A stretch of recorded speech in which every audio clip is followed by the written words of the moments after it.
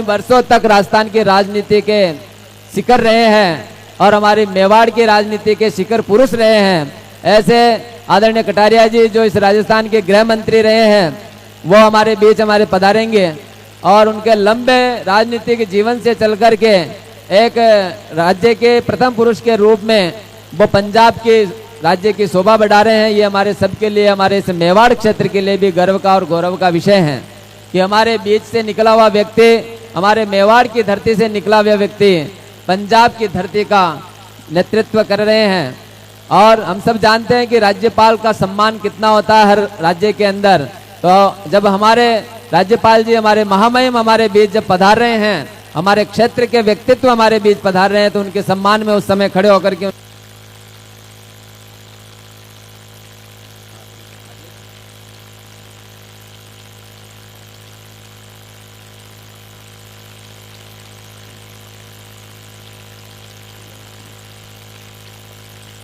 माननीय राज्यपाल जी हमारे बीच पहुंचने में मात्र 5 मिनट हो गया।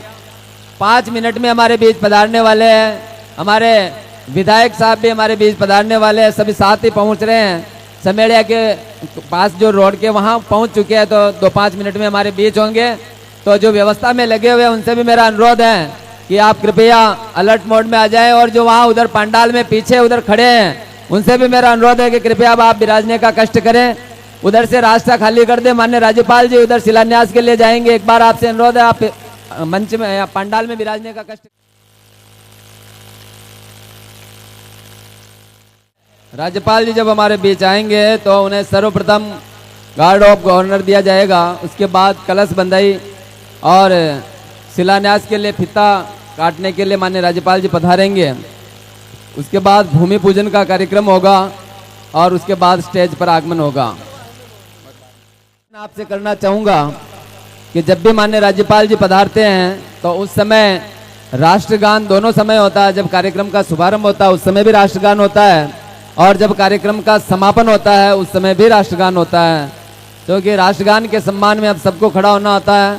तो गांव से भी मेरी मातृशक्ति माताएं बहनें जो पधारी हैं उनसे भी अनुरोध करूंगा कि जब राष्ट्रगान हो उस समय आप सबको अपने स्थान पर खड़ा होना है और हिलना नहीं है। इसलिए मैं पूर्व में आप सबको बता रहा हूं कि सबको वहां खड़ा होना। जब सब खड़े होंगे राष्ट्रगान के लिए उस समय सबको एक साथ खड़ा होना है और अपनी जगह पर बिना हिले खड़ा रहना सीधा। आप भी सुन लो, सब विद्यालय में रोज आप राष्ट्रगान बोलते हैं तो वहां नहीं हिलते थे, यहाँ भी नहीं।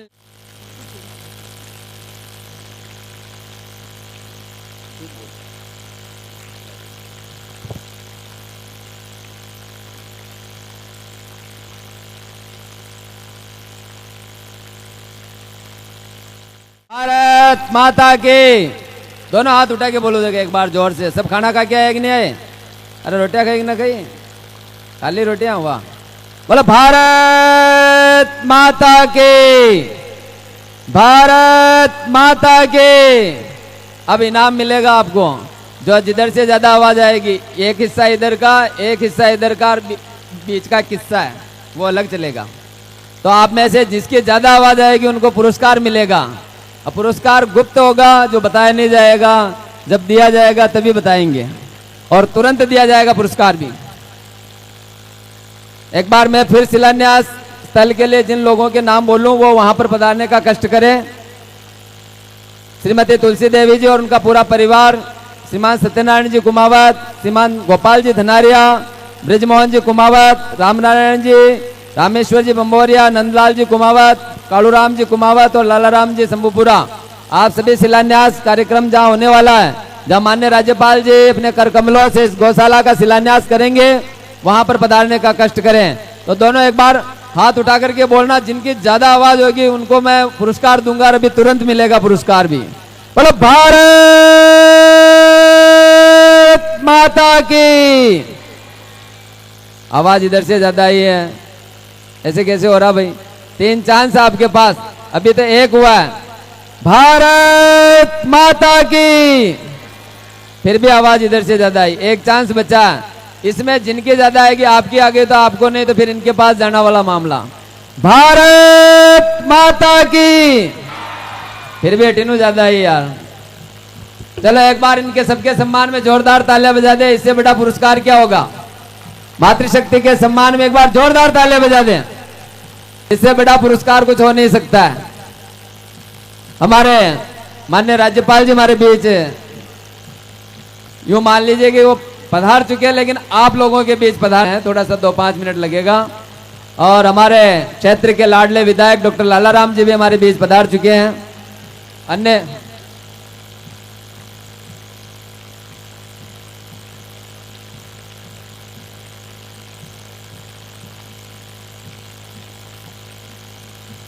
एक और सभी सरपंच साहबान का आग्रह है कि माननीय मंत्री जी का भी हम स्वागत करें। तो आपसे मैं निवेदन करना चाहूंगा कि कार्यक्रम के पश्चात आपके द्वारा जो है बिल्कुल उनका स्वागत और अभिनंदन करवाया जाएगा।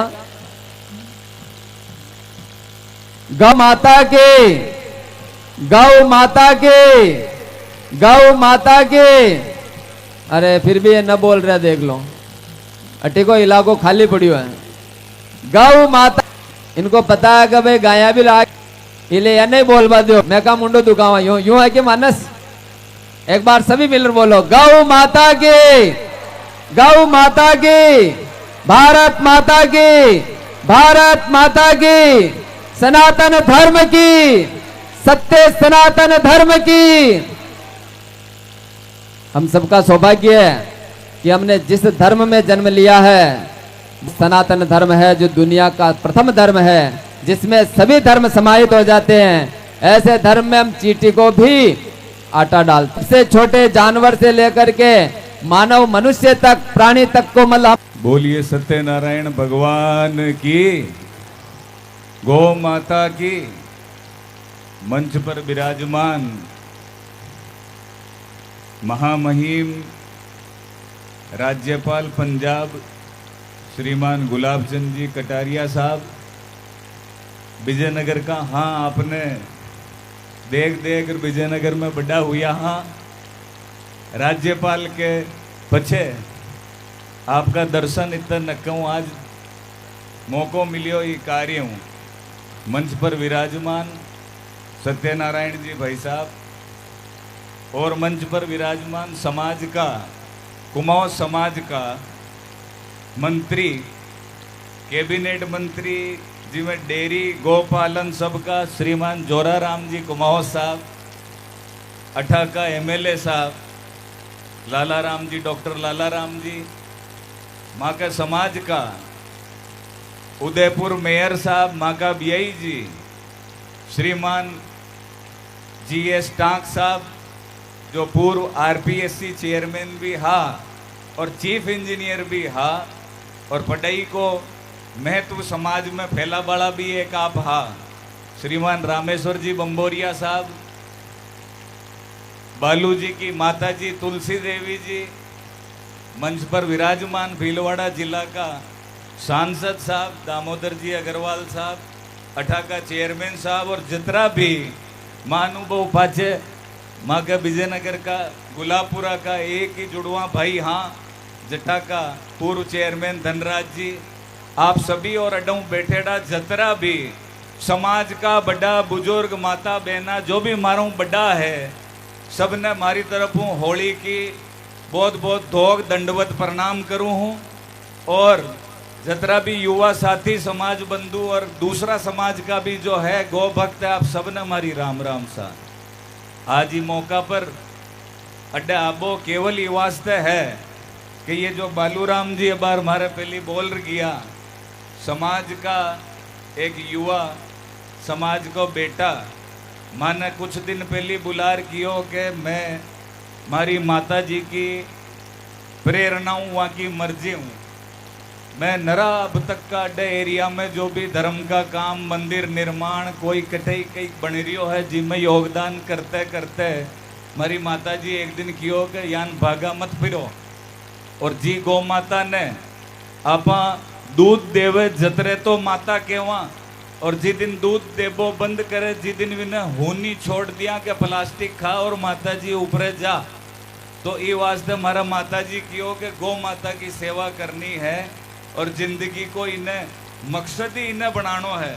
तो माने भी बहुत खुशी हुई कि समाज में एक छोटा सा गांव में एक किसान परिवार निकल और कोई अगर समाज बंधु आज के जमाना में गौ माता के लिए वह जीवन भर लावारिस जाने कोई न पूछ रिया, जो दूध दियो जड्डा तक पूछ और बाकी वहाँ ने हुनी छोड़ दी थी, वहाँ गौ माता की सेवा करबा को गौशाला का माध्यम वो अगर कार्य आज शुरू कर दिया है, तो ये भूमि पूजन का अवसर पर मैं आज भगवान जगन्नाथ भी कामना कह रहा कि ये मामला में आपने हमेशा भगवान गौ सेवा में आगे बढ़ाता रहे, जो भी माकम बन पड़े मैं भी कार्य में आज एक हाथ लगा जाऊँ, जितने माने भी को सौभाग्य मिल रहा है।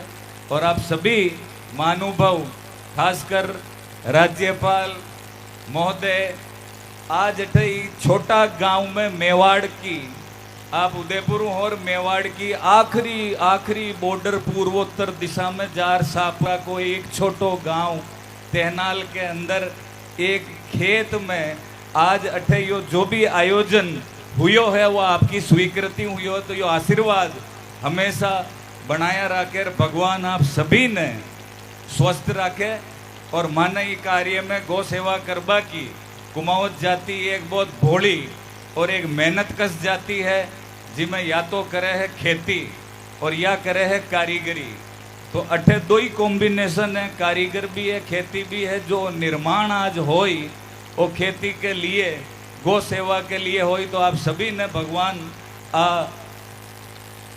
दीर्घायु के साथ माना आशीर्वाद देवा की ताकत रखे कि मैं हमेशा आपकी छत्र छाया में ये गौ माता की सेवा कर फलता फूलता रेवा।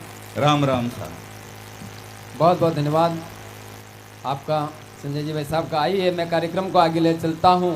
जीत के लिए बस जुनून चाहिए, जिनकी रगों में जोश हो ऐसा खून चाहिए। यह आसमान भी आएगा एक दिन जमी पर, बस इरादों में जीत की गूंज चाहिए। और इरादों में जीत की गूंज रखने वाले हमारे लाडले विधायक आदरणीय डॉक्टर लालाराम जी भाई साहब से अनुरोध करूंगा कि आप पधारें और इस अवसर पर अपने मन की बात इस मंच से रखें। आदरणीय डॉक्टर लालाराम जी।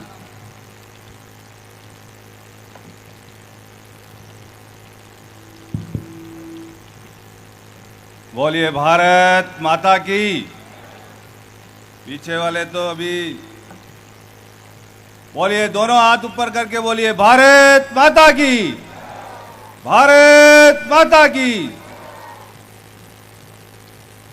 आज के इस तुलसी गौशाला के कार्यक्रम के शिलान्यास के कार्यक्रम में हमारे बीच विराजमान महामहिम राज्यपाल, हमारे सबके श्रद्धे, हम सबके मार्गदर्शक आदरणीय श्री मान गुलाब चंद जी कटारिया साहब, हमारे राजस्थान के सरकार के मंत्री, पशुपालन मंत्री जी आदरणीय जोराराम जी कुमावत साहब,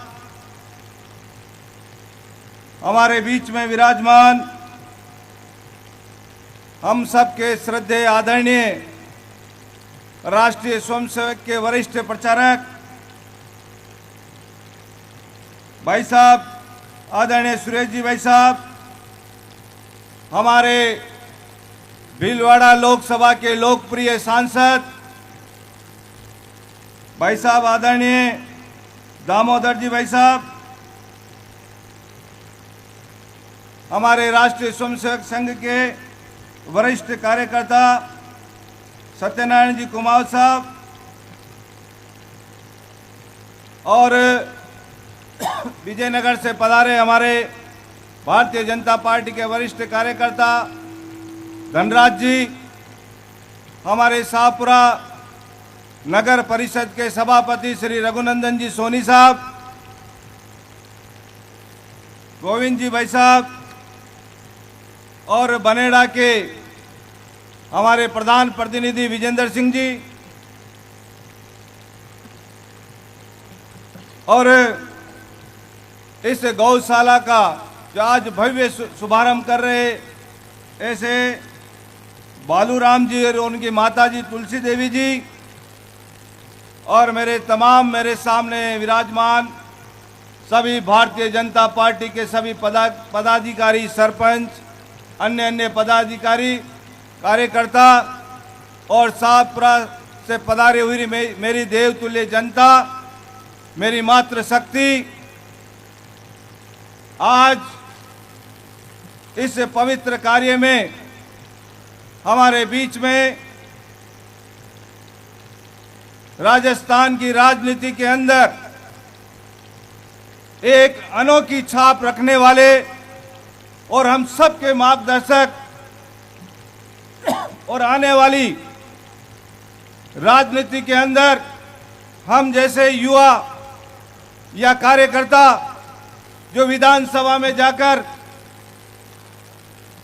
माननीय गुलाब चंद जी भाई साहब के कार्यकालों का बखान और उनके किए हुए काम का जब हम सुनते हैं तो हमें गौरवान्वित महसूस होता है। जिस प्रकार से भाई साहब ने सबको एक आदर्श के रूप में अपना जीवन प्रस्तुत किया है, उसके लिए ये राजस्थान की धरती और हम जैसे सभी राजनीतिक में काम करने वाले कार्यकर्ता अपने आप को धन्य और गौरवान्वित महसूस करते हैं। हमारे बीच में माननीय सुरेश जी भाई साहब विराजमान हैं, जिन्होंने अपना संपूर्ण जीवन राष्ट्रीय स्वयंसेवक संघ में एक प्रचारक के नाते इस देश और समाज की सेवा के लिए दिया है। ऐसे महापुरुष को भी मैं उनके चरणों में नमन करता हूं। और आज इस गौशाला का जो शुभारंभ हमारे सबके श्रद्धेय गुलाब चंद जी भाई साहब और हमारे सुरेश जी भाई साहब के हाथों इसका शिलान्यास और भूमि पूजन हुआ है, तो निश्चित तौर पर ये गौशाला जो है आने वाले समय में फलेगी फूलेगी और यहाँ पे गौ माता की सेवा होगी। राजस्थान की सरकार भी लगातार हमारे बीच में, हमारे पशुपालन मंत्री जी भी बैठे हुए हैं और राजस्थान के यशस्वी मुख्यमंत्री जी गौ माता को लेकर बड़े चिंतित हैं और उन्होंने भी एक योजना चलाई, वो मुख्यमंत्री मंगला पशु बीमा योजना, जिसमें हमारे यहाँ कई किसान भाई बैठे हैं। उन सब से भी मैं निवेदन करना चाहता हूं कि हमारे पशुओं का आप जो है बीमा करवाइए, तो उसका लाभ हमारे को मिलेगा।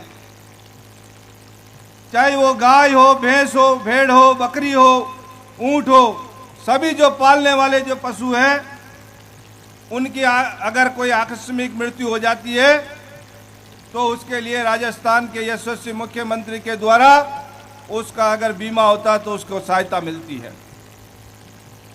इसी प्रकार से कामधेनु, मुख्यमंत्री कामधेनु पशु बीमा योजना,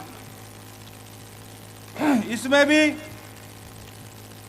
प्रत्येक परिवार को 2 पशु गाय भैंस पर अधिकतम 40,000 रुपए तक का बीमा मुक्त कराया जाता है। इसलिए मैं आज के इस कार्यक्रम के माध्यम से आप सबको कहना चाहता हूं कि हमारे जितने भी किसान भाई यहाँ बैठे हैं, उनको हमारे पशुओं का बीमा अवश्य कराना चाहिए, जिससे किसी प्रकार की कोई दुर्घटना होती है तो उसका लाभ हम सबको मिल सके। और मैं बालू जी कुमावत को बहुत बहुत धन्यवाद और साधुवाद देना चाहता हूं कि उन्होंने ऐसे पवित्र काम को अपने हाथ में लिया है और जिसने भी अपने जीवन के अंदर गौ सेवा की है, तो निश्चित तौर पर उसके आने वाली पीढ़ियां मतलब जो है उसका पुण्य का जो है भागीदारी बनती है। इसलिए यहाँ तमाम यहाँ क्षेत्र से पधारे हुए सभी कार्यकर्ताओं को, देवतुल्य जनता को मैं भी कहना चाहता हूं कि हमारी जो गौ माता है वो हमारे लिए केवल एक पशु नहीं है, हम उसको माता के रूप में जो है उसको मानते हैं, उसकी पूजा करते हैं। और भगवान कृष्ण ने तो जो है गौ माता को साथ रख के ही सारे काम किए थे। इतिहास हमारा साक्षी है। इसलिए मैं आज इस मंच के माध्यम से आपको कहना चाहता हूं कि राजस्थान सरकार तो गौ पालन के लिए जो है अनेक प्रकार की योजनाएं लेकर आई है, लेकिन आप लोगों को भी जागरूक होना पड़ेगा, गौ माता को बचाना पड़ेगा।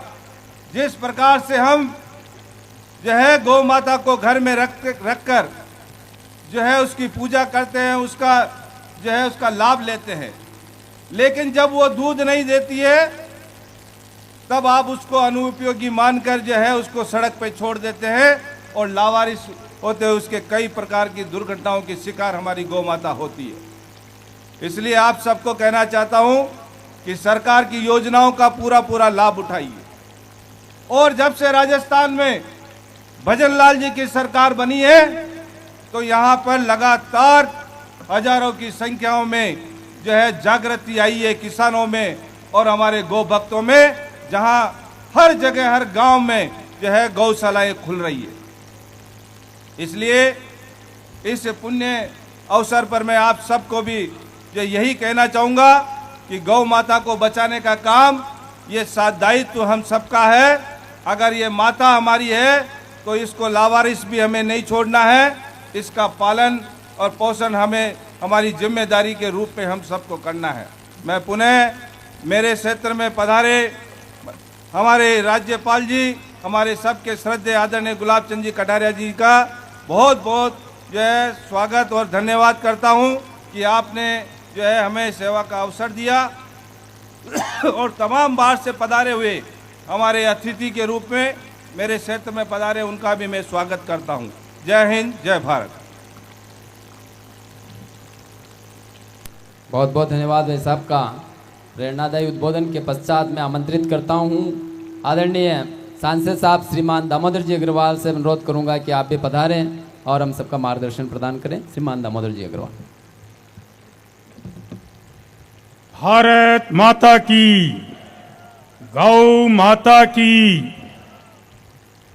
आज के इस अत्यंत पवित्र पुण्य कार्य के शुभारंभ के अवसर पर मंच की गरिमा बढ़ा रहे हम सबके आदरणीय वंदनीय महामहिम राज्यपाल श्रीमान गुलाब चंद जी कटारिया साहब, आज जिनका पाथेय हमें प्राप्त होगा और जिनको हम सब सुनना भी चाहेंगे, हम सबके श्रद्धेय भाई साहब सुरेश जी भाई साहब, श्रीमान जोराराम जी कुमावत साहब, कैबिनेट मंत्री राजस्थान सरकार, श्रीमान लालाराम जी, माननीय विधायक शाहपुरा, समस्त अतिथि वृंद, सम्मानित मंच, सम्मानित सदन। चूंकि अब हमको 3 महानुभावों को सुनना है, मैं तो आज के इस अवसर पर यहां विराजमान तुलसी देवी जी के चरणों में नमन करता हूं, जिनकी प्रेरणा से उनके सुपुत्र बालूराम जी ने इस पुण्य कार्य का संकल्प लेकर बीड़ा उठाया है। ये बहुत बड़ी बात है। जोरदार करतल ध्वनि से इन मां बेटे का अभिनंदन हम सबका दायित्व बनता है। मैं उम्मीद करता हूं कि ये गौशाला गौ सेवा की दिशा में एक आदर्श आयाम स्थापित करेगी। आज के इस अवसर पर मुझे यहां बुलाकर आप सबके दर्शन का अवसर दिया, उसके लिए मैं आयोजक मंडल का धन्यवाद ज्ञापित करता हूं। और अंत में माननीय गुलाब जी भाई साहब का, माननीय सुरेश जी भाई साहब, माननीय जोराराम जी सहित समस्त अतिथि वृंद जो इस भीलवाड़ा की धरती पर पधारे, आप सबका पुनः पुनः अभिनंदन करते हुए अपनी वाणी को देता हूं विराम। जय श्री राम, जय श्री राम, जय जय श्री राम। प्रणाम। बहुत बहुत धन्यवाद आदरणीय सांसद साहब का, जिन्होंने संक्षेप में अपने प्रेरणादायी उद्बोधन से हम सबको लाभान्वित किया है। मैं आमंत्रित करता हूं समाज के गौरव और हसमुख व्यक्तित्व के धनी कार्यक्रम के मुख्य अतिथि माननीय जोराराम जी कुमावत, पशुपालन देवस्थान गोपालन डेयरी मंत्री राजस्थान सरकार। शामिल कर लो देशभक्ति को सब अपने संकल्पों में, मातृभूमि पर मरने का सुख मिलता है सो कल्पों में, जिसके मन में देशभक्ति का पावन सपना होता है, श्री राम सा उसको सारा जीवन तपना होता है। इन्हीं पंक्तियों के साथ आमंत्रित करता हूं, जोरदार तालियों के साथ स्वागत है, अभिनंदन है आदरणीय जोराराम जी कुमावत। बोलो भारत माता की, भारत माता की, वंदे वंदे। बोलो गौ माता की, बोलो गौ माता की। आज शंभुपुरा ग्राम पंचायत के तरनाल ग्राम में तुलसी गौशाला के इस शिलान्यास कार्यक्रम में हमारे बीच मंच पर विराजमान हम सब के मार्गदर्शक और राजस्थान में लंबे समय तक जिनका मार्गदर्शन भी रहा,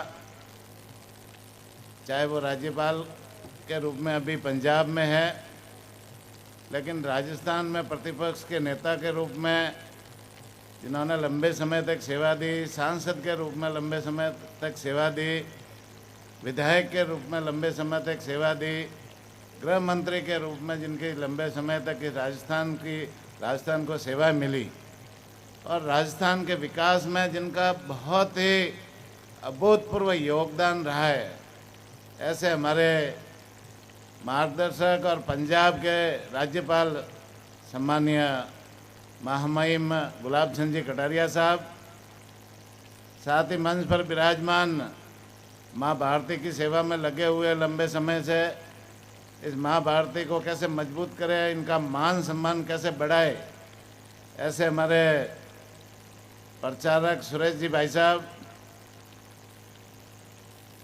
यहाँ के लोकप्रिय विधायक सम्मानीय लालाराम जी बैरवा साहब, चित्तौड़ के भीलवाड़ा के लोकप्रिय सांसद सम्मानीय अग्रवाल साहब, इस मंच पर विराजमान उदयपुर के महापौर सम्मानीय गोविंद सिंह जी टाक साहब, कुमाऊं समाज के राष्ट्रीय अध्यक्ष सम्मानीय रामेश्वर जी बम्बोरिया जी, माता जी तुलसी देवी जी, सभी जनप्रतिनिधिगण, प्रधान साहब, चेयरमैन साहब, मंच पर विराजमान सभी अतिथिगण, यहाँ विराजमान सभी मेरे पिता तुल्य बुजुर्गों, भाइयों बहनों, युवा साथियों, प्यारे बच्चों, सबसे पहले तो मैं बालूराम जी और इनके पूरे परिवार को धन्यवाद देना चाहूँगा कि उन्होंने आज ये तुलसी गौशाला का शिलान्यास महामहिम राज्यपाल माननीय गुलाब चंद जी कटारिया के हाथों से करवाया, और ये तुलसी गौशाला उन्होंने शुरुआत की है। तुलसी गौशाला के लिए कोई आदमी देता नहीं, तो उन्होंने 10 बीघा ज़मीन गौशाला के लिए समर्पित की है। तो मैं पूरे राजस्थान सरकार की तरफ से बालूराम जी को धन्यवाद देना चाहूँगा, और निश्चित रूप से इसमें जो गौशाला चलेगी तो लंबे समय तक गाय माता की सेवा होगी, उनका संरक्षण होगा, उनका संवर्धन होगा। बहुत ही पुण्य का काम बालूराम जी ने किया, इसलिए मैं पुनः धन्यवाद देना चाहूँगा।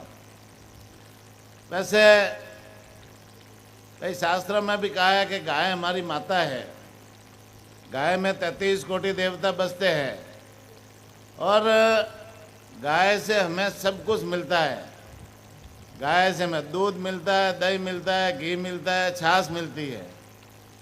गाय का जो गौमूत्र है वो भी हमारे लिए उपयोगी साबित होता है, और गाय के गौमूत्र से गो अर्क बनता है। गो अर्क से डायबिटीज, बीपी, शुगर, बहुत सारी बीमारियां, चर्म रोग जैसी बीमारियां भी ठीक होती है। और गाय का गोबर है वो भी हमारे जीवन में बहुत उपयोगी साबित होता है। गाय के गोबर से खाद बनती है, जैविक खाद बनती है, बायोगैस बनती है, गोबर गैस बनती है। और गाय के गोबर से आजकल बहुत सारे प्रोडक्ट भी बनने शुरू हो गए। गाय के गोबर से कलर पेंट बनता है, गाय के गोबर से गोअर्क बनता है, गाय के गोबर से बहुत सारी चीज़ें जो बनती है, गत्ता बनता है, कागज बनता है। तो गाय का हर चीज़ हमारे जीवन में उपयोगी साबित होती है। इसलिए हमारे शास्त्रों में गाय को गौ माता का दर्जा दिया हुआ है। तो निश्चित रूप से हम अपनी गौ माता को सेवा और संरक्षण करना हम सब का दायित्व भी है, अपना हम सब का फर्ज भी है। भाई पहले जब हम गाय की ज़्यादा सेवा करते थे, हमारे पूर्वज करते थे सेवा, तो उस समय घर में सुख शांति और समृद्धि रहती थी। और जब से हमने गाय को बेसहारा छोड़ रखा है, तब से हमारे परिवारों में विघटन चालू हो गया, हमारे परिवारों में बिखराव चालू हो गया, हमारे परिवारों में अशांति चालू हो गई। तो निश्चित रूप से हम अपने पूर्वजों के बताए हुए रास्ते पे चले, उनके किए हुए कार्यों को हम अपनाते हुए इस गौ माता की सेवा लगातार करें। ये मैं आप सब से आवेदन भी करना चाहूँगा, निवेदन भी करना चाहूँगा। भाई अभी एक शब्द एमएलए साहब ने बोला कि गाय आवारा। भाई आवारा मत बोलो इसको, गाय को। एमएलए साहब, ये गाय हमारी माता है और ये माता कभी आवारा नहीं हो सकती। भाई गाय है ना, इसका कोई न कोई मालिक है, कोई न कोई ये परिवार की सदस्य है। और इसको जैसे जब आपने बताया कि जब जरूरत होती है दूध देती है तो गाय को घर में रखते हैं, और दूध देना बंद कर देती है तो उसे बेसहारा छोड़ देते हैं। तो गाय आवारा नहीं है, गाय है बेसहारा। भाई निराश्रित और बेसहारा है। और माननीय राज्यपाल जी को मैं ये बताना चाहूँगा कि अभी हमारी राजस्थान सरकार ने, जो पहले रिकॉर्ड में भी कई जगह आवारा शब्द गाय के लिए लिखते थे और बोलचाल की भाषा में भी आवारा बोलते थे, तो एक आदेश निकाल करके राजस्थान सरकार ने एक आदेश निकाला है कि भाई आवारा गौ माता को, आवारा गौवंश को आवारा नहीं बोले, उसको निराश्रित या बेसहारा बोले। यह आदेश राजस्थान सरकार ने निकाला है। तो मैं आप लोगों से भी आग्रह करना चाहूँगा कि बोलचाल की भाषा में या लिखावट की भाषा में गौ माता को कहीं पर भी आवारा नहीं लिखे, न बोले, उसे बेसहारा या निराश्रित बोले। ये मैं आपसे आग्रह करना चाहूँगा। वैसे गायों के लिए बहुत सारी योजनाएं गौ संरक्षण के लिए राजस्थान सरकार भी चला रही है।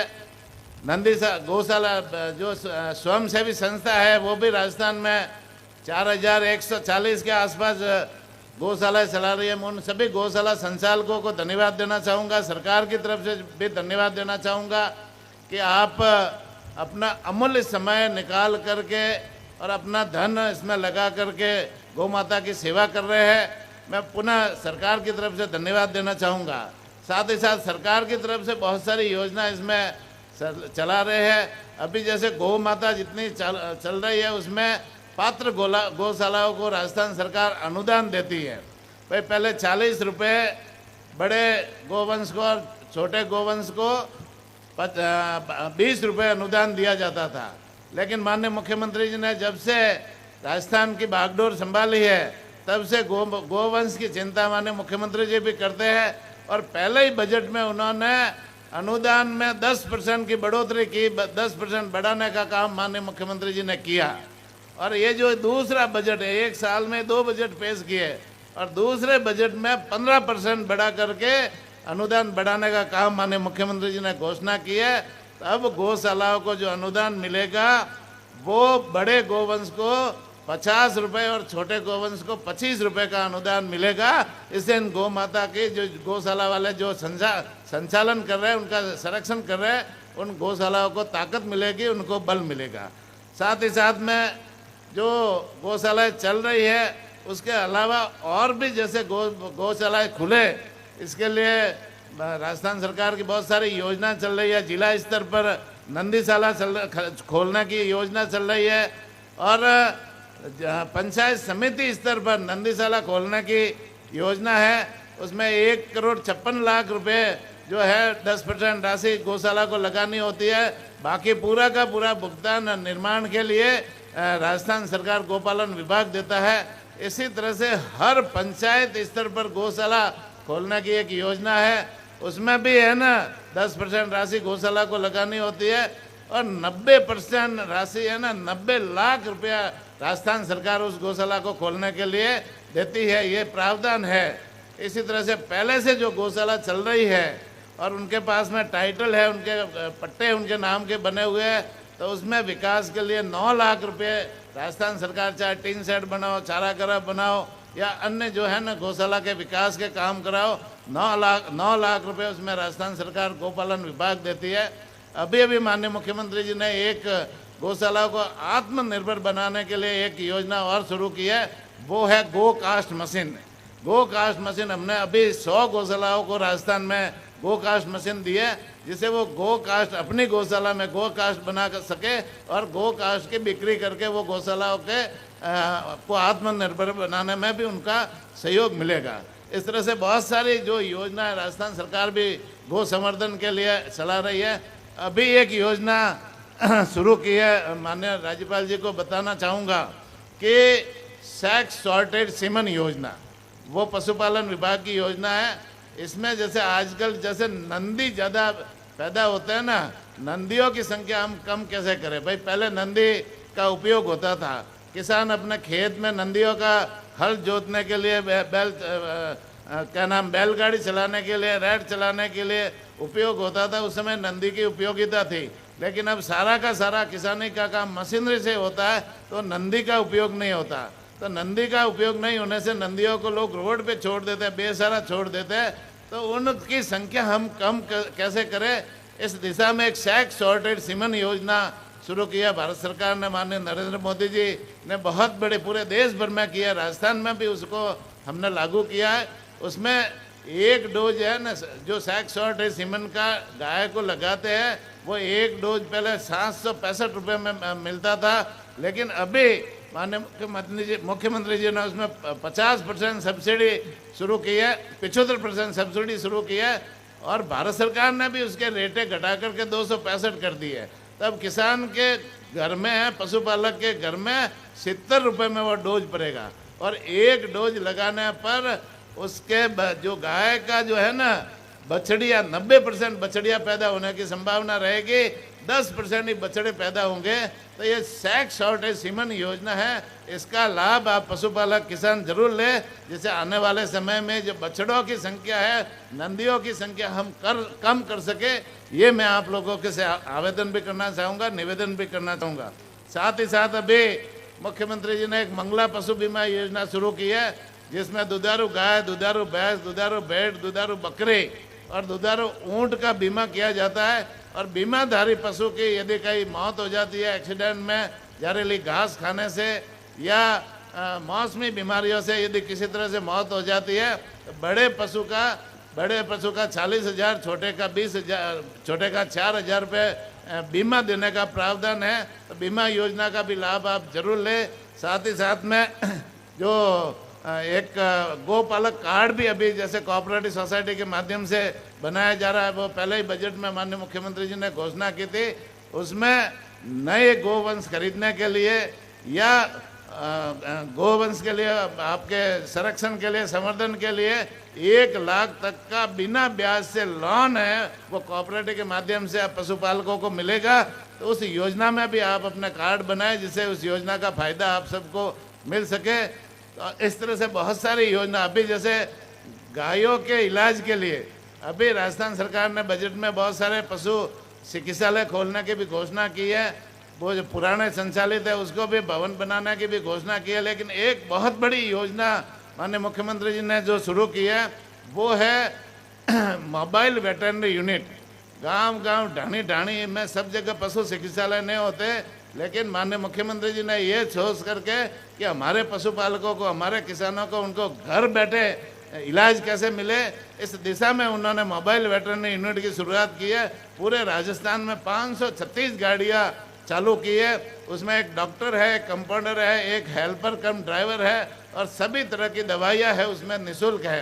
तो आप 1962 नंबर उसके कॉल सेंटर नंबर है, 1962 नंबर पर आप पशुपालक किसान कहीं भी बैठा बैठा फ़ोन करेगा तो वो गाड़ी पूरी टीम के साथ में उनके किसान के घर जाकर के इलाज करने का काम करेगी।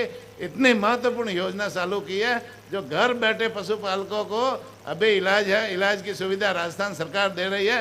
इसका भी आप लाभ जरूर लें। निश्चित रूप से ये योजना है ना, और पशुओं के इलाज के लिए, गौ माता के इलाज के लिए सभी तरह की दवाइयाँ फ्री है। एक पैसा भी किसी को, पशुपालक को या किसान को देने की जरूरत नहीं। चाहे वो हॉस्पिटल में इलाज कराए, चाहे मोबाइल वेटरनरी यूनिट के मार्फत इलाज कराए, तो इनका भी लाभ आप जरूर लें।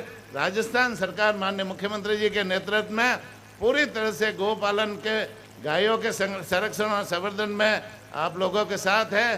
कैसे हम लोग सब मिल करके ज़्यादा से ज़्यादा गौशाला खोले। आप लोगों से मेरा आग्रह है कि जो गौशाला चल रही है उसके अलावा हर पंचायत स्तर पर, हर तहसील स्तर पर ये गौशाला ज़्यादा से ज़्यादा खोले, जिसे जो बेसहारा गोवंश का हम संरक्षण कर सके। ये मैं निवेदन और आग्रह आप सबसे करना चाहूँगा। पुनः मैं बालूराम जी और इनकी टीम को पूरे धन्यवाद देना चाहूँगा कि आपने गौ संरक्षण के क्षेत्र में ये बहुत बड़ा काम किया है और लंबे समय तक आप ये गौशाला को चला करके गौ माता का सेवा करोगे। मैं भगवान से प्रार्थना करूँगा कि आपको, परिवार को सुख संपत्ति, सम्मति और संपन्नता दे। यही निवेदन करते हुए बहुत बहुत धन्यवाद। जय हिंद, जय भारत। हरिओम हरिओम हरिओम। बहुत बहुत धन्यवाद माननीय मंत्री जी का, जिन्होंने पशुपालन विभाग की कई योजनाओं के बारे में हमारे को यहाँ से जानकारी दी है। और पशुओं का निःशुल्क इलाज हो, घर बैठे इलाज हो, उसके लिए भी सरकार ने जो यूनिट चालू की है, जिसमें पशु चिकित्सक साथ रह करके आपके घर तक पहुँचेगा। साथ ही गौशालाओं के खोलने के लिए आपने अभी हमें बताया है कि आप यदि गौशालाएं खोलते हैं तो 90 लाख रुपए, आपको 10 लाख रुपए जमा करवाने पर 90 लाख यानी 1 करोड़ रुपए आपको अनुदान दिया जाता है गौशाला खोलने के लिए। कई प्रकार की सरकार ने योजनाएं गौशालाओं और पशुपालन के लिए आपने शुरू की है। हमारे शास्त्र कहते हैं कि धारयन्ति प्रजाश्चैव पयसा हविषात था एतासाम तनयाश्चापि कृषि योगम उपाप्स्यते जनयन्ति च धान्यानि बीजानि विविधानि च ततो यज्ञा प्रवर्तन्ते हव्यम कव्यम च सर्वस अमृतायतनम चेता सर्वलोक नमस्कृतः। आइए मैं आमंत्रित करता हूं ऐसे तपस्वी जीवन जीने वाले, राष्ट्र यज्ञ में अपने जीवन को होम देने वाले और भारत माता के यशस्वी सपूत हमारे माननीय सुरेश जी भाई साहब, अखिल भारतीय कार्यकारिणी के सदस्य, राष्ट्रीय स्वयंसेवक संघ से अनुरोध करूंगा कि भाई साहब पधारे और हमें पाथे प्रदान करें। जिनका जीवन मेरी हर देश की जय हो, स्वार्थ भाव का क्षण क्षण क्षय हो, जल जल कर जीवन दू जग को, बस इतना सम्मान चाहिए माँ, बस ये वरदान चाहिए माँ, बस ये वरदान चाहिए। ऐसा जीवन जीने वाले आदरणीय हम सबके पूजनीय सम्माननीय सुरेश जी भाई साहब से अनुरोध करूंगा कि आप पधारें और हम सबको पाथे प्रदान करें। माननीय सुरेश जी भाई साहब।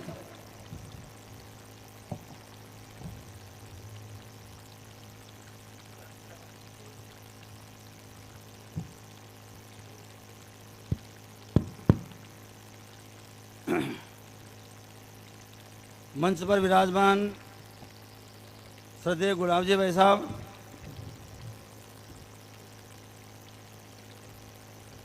राज्यपाल पंजाब सरकार, यहाँ उपस्थित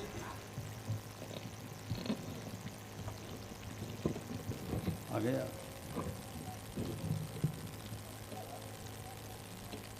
राज्य सरकार के मंत्री सम्मानित जोराराम जी, यहाँ के सांसद श्रीमान दामोदर जी अग्रवाल, यहाँ मंच पर उपस्थित सभी विधायक, सभी पदाधिकारीगण,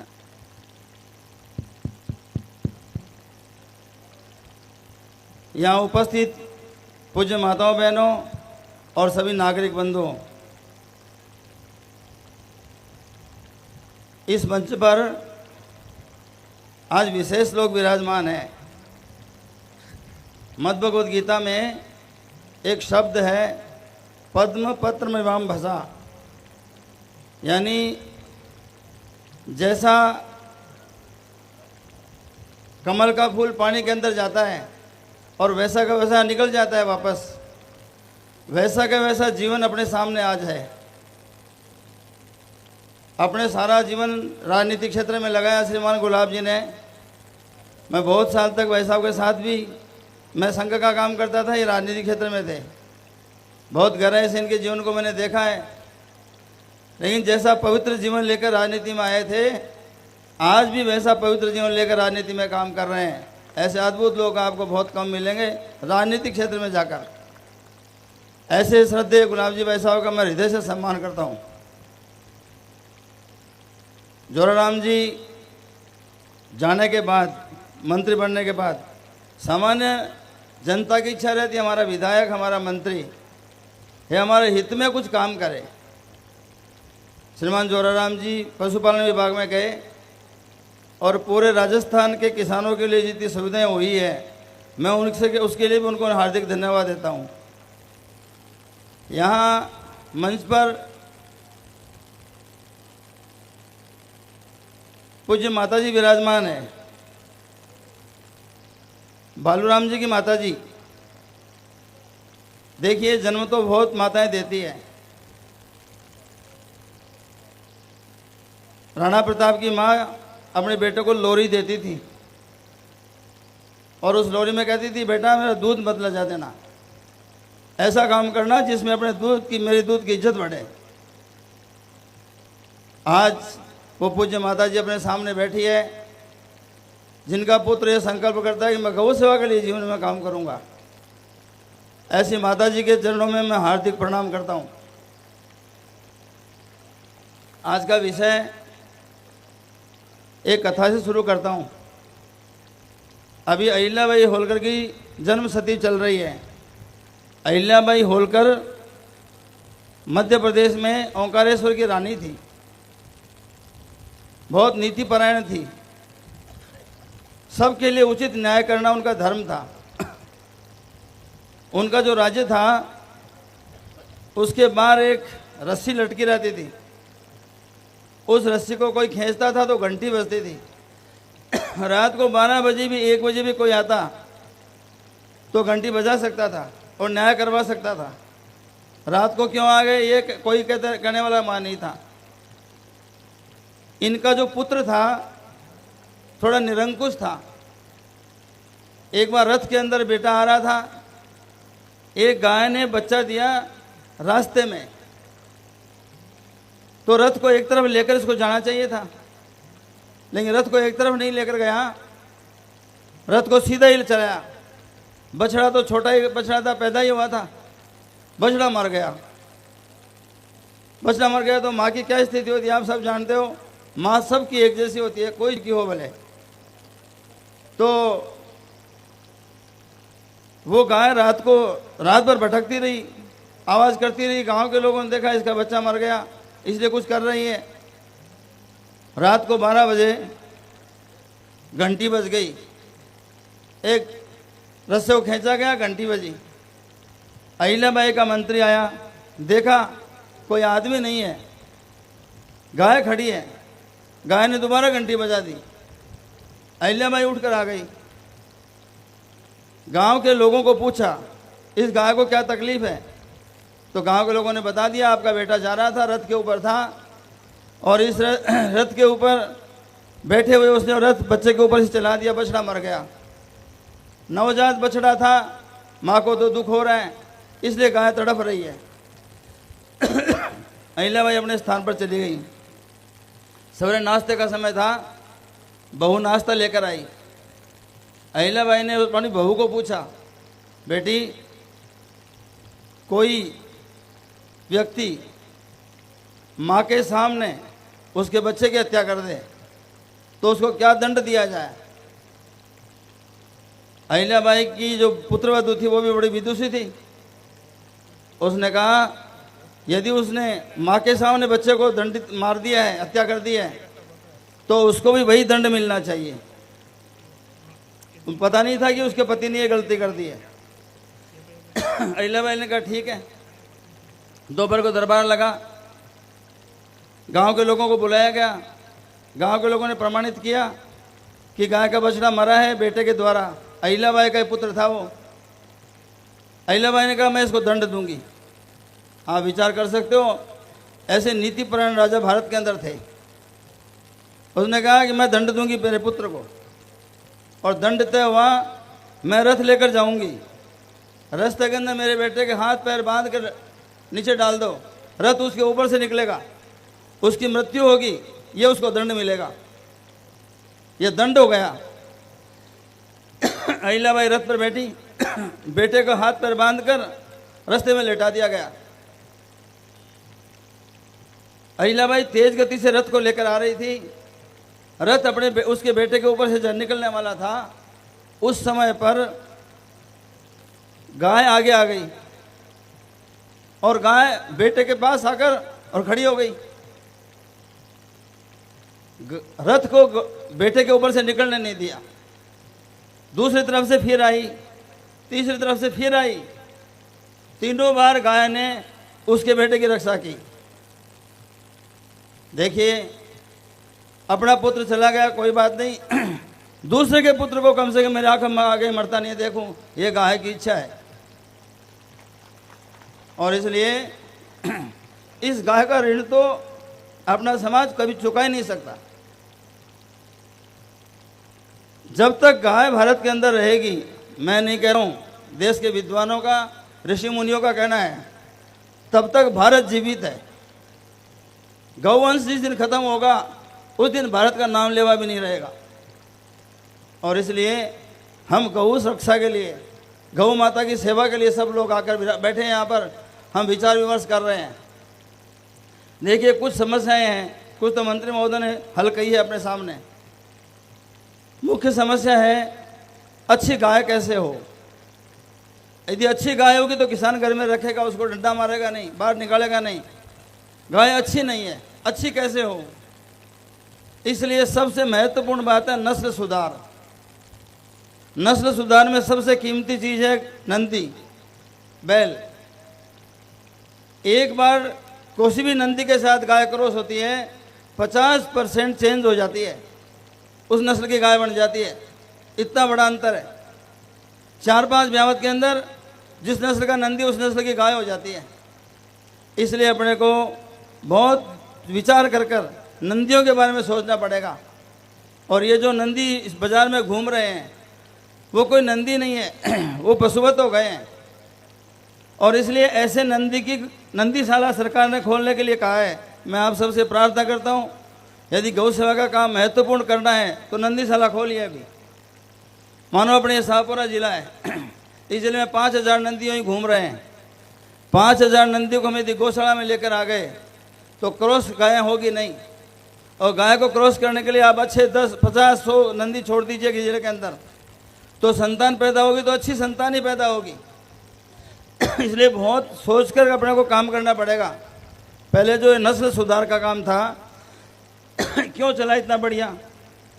नागौर की नस्ल है, घोड़े जैसी नस्ल है इतनी बढ़िया। ये नागौरी नस्ल कैसे तैयार हो गई। तो किसानों में एक जन जागरण चाहिए। किसानों में आपसे चर्चा करनी पड़ेगी, निर्णय करने पड़ेंगे। ये जो नागौर की गायें हैं और नागौरी गायें, पूरे इलाके में नागौरी गाय कैसे रह गई, दूसरी गाय क्यों नहीं आई। उन सब किसानों ने निर्णय किया हम अपने एरिया के अंदर एक ही नस्ल का सांड रखेंगे, नंदी रखेंगे, वो होगा नागौरी। दूसरी नस्ल का नंदी को लाएगा ही नहीं। जब नंदी दूसरी नस्ल का आएगा ही नहीं तो गाय दूसरी कैसे हो सकती। नस्ल सुधार अपने आप हो गया। इसलिए उच्च स्तर की गायें थी। आज एक गिर ब्रीड है, इतनी बढ़िया गिर गाय कैसे खड़ी हो गई। उस इलाके के लोगों ने निर्णय किया गिर के अलावा कोई नंदी नहीं लाएंगे। हर किसान ने तय किया, तब उत्तम स्तर का गिर नस्ल का नंदी और गाय बछड़े तैयार हो गए। आज कितना बड़ी मात्रा में दूध दे रहे हैं। इसलिए गाय की नस्ल सुधरे, इस बारे में हमको बहुत गहरे से विचार करना पड़ेगा। दूसरा है, अपन बोलते हैं गाय का फैट। मैं 2-3 बातें कहकर मेरा विषय पूरा करूंगा। भैंस के दूध में फैट ज़्यादा है, इसलिए भैंस के दूध की कीमत ज़्यादा है। गाय के दूध में फैट कम है, इसलिए गाय का दूध की कीमत कम है। ये जो फैट नाम की चीज़ आई है, ये पहले नहीं थी भारत में, ये अंग्रेजों के काल में आई है। और गाय का महत्व कम हो जाए, गाय का महत्व खत्म हो जाए, इसलिए प्रयत्न किया गया। इसलिए दूध में फैट कितनी है उस हिसाब से दूध का गाय का भाव तय हो गया, ये दूध का भाव तय हो गया। लेकिन आप विचार करिए, ये आधारभूत मात्र फैट है क्या? कई लोगों को तो फैट वाला दूध चाहिए ही नहीं। और फैट आधार है क्या? यदि आधार है तो फिर दूसरी चीज़ें भी तो गाय के दूध में है। आप अच्छी तरह समझिए, 1 किलो गाय का दूध एक भगोने में लीजिए, जो देसी गाय है, 1 किलो भैंस का दूध भगोने में लीजिए, दोनों दूध को गर्म करिए, 1 घंटे तक दोनों दूध को रख दीजिए। दोनों भगोने में आप देखोगे कि गाय का दूध जिस भगोने के अंदर है वो दूध में पीलापन आ गया। ये पीलापन क्या है? भैंस के दूध में पीलापन नहीं है, वो सफ़ेद रहता है। गाय के दूध में पीलापन आ गया। पीलापन क्या है? ये पीलापन है स्वर्ण भस्म, कैरोटीन। सोने की भस्म जो होती है उसकी ताकत उस दूध के अंदर है। यदि कैरोटीन का भाव जोड़ दिया जाए तो गाय के दूध की कीमत बढ़ जाएगी। इसलिए हमको इस पर भी संघर्ष करना पड़ेगा, गाय के दूध में कौन कौन से तत्व विद्यमान हैं और वो मानव जीवन के लिए कितने उपयोगी तत्व है। उस आधार पर गाय का दूध का निर्णय होगा तो गाय का दूध बहुत अच्छी मात्रा में बिकेगा और लोग सम्मान के साथ लेंगे भी। इसलिए ये जो गाय के साथ एक षड्यंत्र हुआ है, इन प्रकार के षड्यंत्रों को भी हमको रोकना पड़ेगा। हम बोलते हैं गौ में वसते लक्ष्मी, गोबर में लक्ष्मी का वास है। एक छोटा सा परमाणु है, वो कितना बड़ा परमाणु बम बना देता है, कितना बड़ा विस्फोट कर देता है, लेकिन उसकी प्रक्रिया करनी पड़ती है। ऐसे गोबर के अंदर भी लक्ष्मी का वास है, गौमूत्र में भी लक्ष्मी का वास है। ये सिद्ध करना पड़ेगा। ये सिद्ध कैसे हो? मैं आपको छोटी सी बात बताता हूँ। कुछ गौशाला ने अभी थेपड़ी थापने का काम शुरू किया है। 10 किलो गाय का गोबर, एक गाय 10 किलो गोबर देती है, कम औसत है गोबर है। उस गोबर की थेपड़ी बनाते हैं तो 8 थेपड़ी बनती है। बाजार के अंदर आज 5 रुपये 6 रुपये की थेपड़ी बिक रही है। मानो आप 4 रुपये में भी थेपड़ी देते हो, 8 थेपड़ी की कीमत होगी 32 रुपये। 1 रुपया प्रति थेपड़ी पर खर्चा आता है, मजदूरी भी देनी पड़ेगी। 3 रुपये बचते हैं, 8 थी 24 रुपये प्रति गाय के गोबर से रोज ही कमाया जा सकता है। थोड़ा सा रूप परिवर्तन करने की आवश्यकता है। ये गाय का गौमूत्र है, अभी मंत्री जी ने भी बताया। ये गाय का गौमूत्र है, इसको वाष्पीकरण करते हैं और इसका अर्क निकाल लेते हैं। वही जो गौमूत्र था उसका भाव कितना हो गया? 120 रुपये प्रति लीटर के हिसाब से बोतल में बिकता है और आप लोग खरीदते हो गौमूत्र अर्क। अभी मैं बड़ौदा के पास एक गौशाला में गया, वहाँ बड़ा गोबर गैस प्लांट लगाया है और सीएनजी बना रहे हैं। वहाँ की सारी सीएनजी वहाँ की गौशाला खरीद रही है। कितनी सीएनजी है? आप कोई व्यवसायी बंधु है तो आप वहाँ जाकर देख कर आ सकते हैं। प्रतिदिन 1,56,000 की सीएनजी बेच रहा है, गोबर के निकालता है। और जो शेष गोबर है उसकी खाद बनती है, लिक्विड खाद है और ठोस खाद है, दोनों खाद बाजार में बिकती है। तो गोबर का जो मुख्य काम था वो तो खाद के रूप में हो रहा है और गैस के माध्यम से आय प्राप्त हो रही है 1,56,000 रुपये। इसलिए मेरी प्रार्थना है कि बड़े बुद्धिमान लोग, कुछ वैज्ञानिक लोग आगे आकर इस समय पर इस बारे में चिंतन करके समाज को दिशा दें, रास्ता बताएं। अभी गोबर में कोई लिग्निट बताया है, कोई एक तत्व है, 800 रुपये से लेकर 8,000 रुपये तक की कीमत है। अमेरिका का एक वैज्ञानिक है, भारत का मूल रूप से रहने वाला है, वो इस पर शोध कार्य कर रहा है। इस समय पर गोबर और गौमूत्र पर बड़े शोध कार्य है। रोग निदान के लिए बड़ी मात्रा में दवाइयाँ औषधियाँ निर्माण हो रही है। और भारतवर्ष की जो खेती खराब हो गई है, इस खेती को यदि कोई बचा सकता है वापस तो गौ माता ही बचा सकती है। ऊर्जा यदि ज़मीन के अंदर वापस लानी है, डीएपी और यूरिया का महत्व तो ख़त्म करना है, उसकी ताकत को समाप्त करना है, खेत में बचाने यदि अपने को, तो गाय माता ही बचा सकती है, भैंस के गोबर से नहीं बच सकता। इसलिए मेरी प्रार्थना है इस गौ के महत्व को हम मानकर हर प्रकार से उपयोगी है। अभी शोध कार्य हुआ, एक गाय को आप चौक में बांध दीजिए, वो ऊर्जा देती है चारों तरफ। अपने को पॉजिटिव ऊर्जा वो देती है। 24 घंटे ऑक्सीजन, मनुष्य को ऑक्सीजन चाहिए, गाय ऑक्सीजन देती है। इस माँ से और क्या चाहिए अपने को। आज भी अपने राष्ट्र की जमीन को और खेती को हम बचाना चाहते हैं तो ये गौ माता ही सबसे आधारभूत होगी। और मैं आपसे प्रार्थना करता हूँ, यदि ऐसा ही चलता रहे, ढंग से यदि गौ माता की सेवा नहीं हुई तो खेती भी कोई बचा नहीं सकेगा। और खेती नहीं बचा सकेगा तो व्यक्ति का जीवन क्या बचेगा। पहली बात है पेट भरना, और पेट में यदि डीएपी यूरिया का जहर चला गया तो कौन सा रोग से हम मुक्त हो सकते हैं। इसलिए बहुत शांति से विचार कर और बहुत ताकत के साथ अपने अपने समय लगाकर इस गौ माता की रक्षा के अंदर हम सब लोगों को लगना चाहिए। इतनी प्रार्थना करते मेरी बात पूरी करता हूँ। धन्यवाद। बहुत हरिओम। बहुत बहुत धन्यवाद भाई साहब। माननीय सुरेश जी भाई साहब के प्रेरणादायी उद्बोधन से हम सब लाभान्वित हुए। गौ का महत्व हमारे जीवन में क्या है। यदि गाय नहीं बचेगी तो ये खेती नहीं बचेगी, और खेती नहीं बचेगी तो इंसान मनुष्य कैसे बचेगा। इस पर विचार हम सबको करना है, एक संकल्प लेकर के यहाँ से जाना है। मैंने पूर्व में भी निवेदन किया कि इस कार्यक्रम में आने की सार्थकता तभी है जब यहाँ से हम जाएं तो एक गाय पालने का संकल्प लेकर के जाएं। अगर हमारे पास गाय नहीं तो जो सुनी गाय उसको घर में ला करके बांध करके भी हम उसको संकल्प को पूर्ण करें।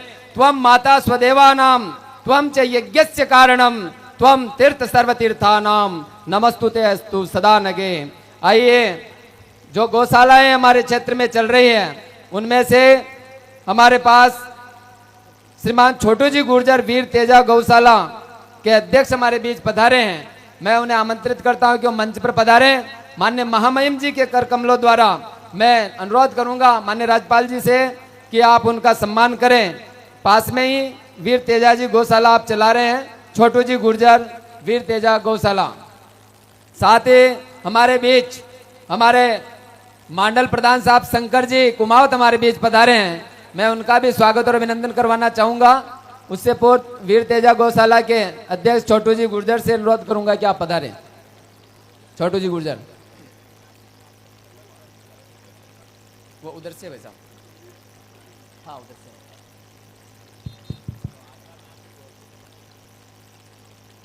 एक बार मैं आप सभी से अनुरोध करना चाहूंगा, जो पीछे खड़े मेरे युवा साथी वो सभी अपने स्थान पर विराजने का कष्ट करें। साथ ही कुमावत समाज की तरफ से श्रीमान बालूराम जी कुमावत का सम्मान माननीय महामहिम राज्यपाल जी द्वारा भी किया जाना है। मैं छोटू जी गुर्जर को आमंत्रित करता हूं, एक बार जोरदार तालियां बजाएं छोटू जी के सम्मान में। आप वीर तेजा गौशाला आप चला रहे हैं और शिव शक्ति गौ तैनाल गौशाला भी हमारे यहाँ चल रही है। मैं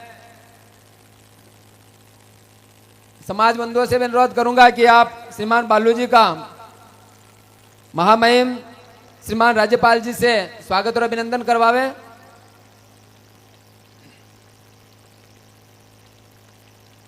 भारत माता के आवाज नहीं है, एक बार उद्घोष जोर से बजाएंगे।